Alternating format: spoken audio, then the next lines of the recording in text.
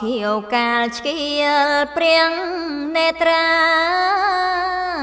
ឲ្យអិនព្រាមណាកាលជាក្សត្រនាមស្រីភេងរៀងចង់សំរាច់ឲ្យបានសារពេចសាងស្ដាចាព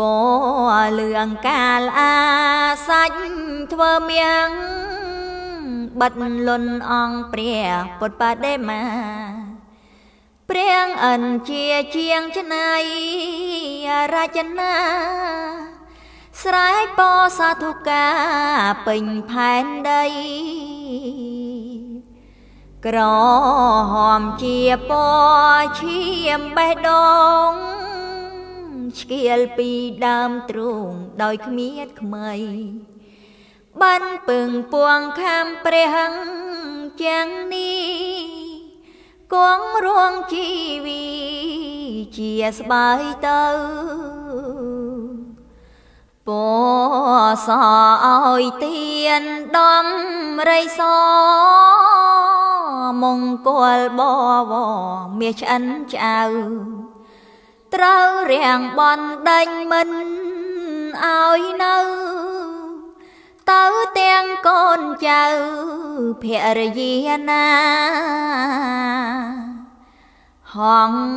ស្បាតលោហិតសាច់ម៉ាំងសាំងអាសាច់ខ្លួនតាំងដូមេដាកាលយ៉ាងវាចាប់បរិភោគក្តាជីវិតមេដា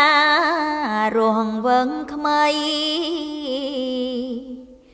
ភ្លេចពន្ធរាយកាលជាទន់សាយឲ្យទៀនពុំស្ដាយជីវិតក្តីលតចូលភ្នក់ភ្លើងពុំថាໄວឲ្យជាចំណៃអិនព្រាមណាកាលដែលបានត្រាំងជាព្រះពុទ្ធ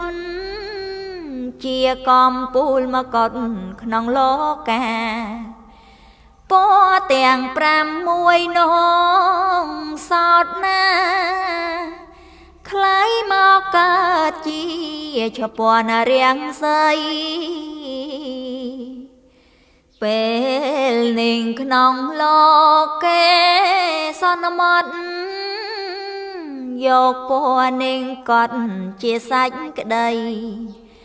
ហៅទួងសាងស្នាព្រះចិនស្រីពាំងពេញផែនដីផ្ទៃពោធិធាយើងខ្ញុំរាល់គ្នាសូមគោរព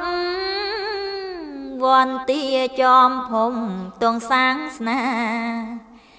ឲ្យបានមង្គលឈ្នះមារីសន្ត្រូវនានាក្នុងភព3